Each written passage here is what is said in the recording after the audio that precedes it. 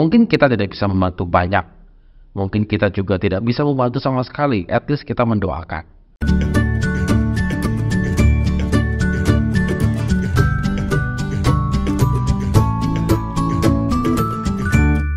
Shalom good leaders, hari ini kita kembali merenungkan firman Tuhan, dan firman Tuhan diambil dari Amsal pasal 17 ayat 17 sampai dengan yang ke-19.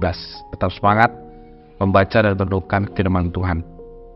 Kalau kita membaca pada bagian ini, maka kita akan fokus kepada ayat yang ke-17, yaitu seorang sahabat menaruh kasih setiap waktu dan menjadi seorang saudara dalam kesukaran.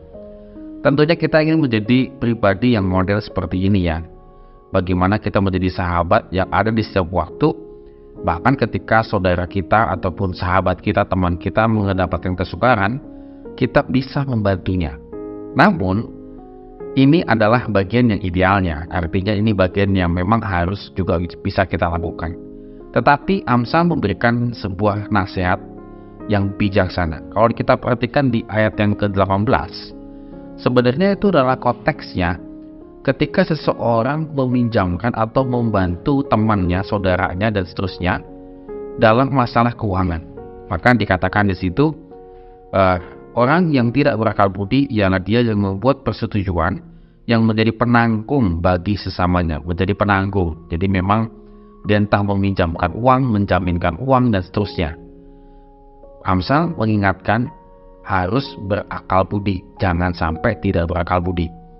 Artinya kita harus melihat-lihat begitu ya, apakah orang ini memang bisa dipercaya, apakah orang ini memang sanggup, apakah orang ini memang layak untuk ditolong, dan seterusnya. Sehingga kalau kita tidak tepat untuk membantu, istilahnya menaruh kasih setiap waktu ataupun membantu dia dalam kesukaran, maka biasanya yang terjadi itu adalah pertengkaran. Di ayat yang ke-19, bagaimana akhirnya kita bertengkar. Mungkin kita pernah mengalami hal ini ya.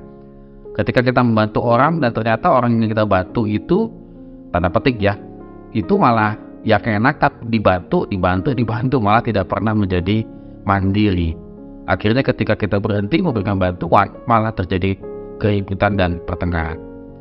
Amsal mengingatkan kembali leaders pada hari ini bahwa hati-hati ketika kita melakukan perbuatan baik. Kita harus tetap seperti seorang sahabat dan menjadi saudara. Ketika kita tahu ada teman kita dan seterusnya yang mengalami kesukaran, tentunya kita bantu. Namun bantuan itu juga harus berdasarkan hikmat Tuhan. Mungkin kita tidak bisa membantu banyak, mungkin kita juga tidak bisa membantu sama sekali, at least kita mendoakan. Nah, di sini good leaders, kita membutuhkan hikmat Tuhan dalam setiap kali kita memberikan bantuan-bantuan ketika sesama kita mengalami kesukaran, sehingga bantuan itu betul-betul menjadikan berkat. Tidak hanya sekedar bantuan-bantuan yang akhirnya bisa menimbulkan pertengkaran di kemudian harinya. Amin. Tetap semangat dan beraktivitas pada hari ini selalu ingat kepada Tuhan Yesus. Kiranya Tuhan memberkati kita semua.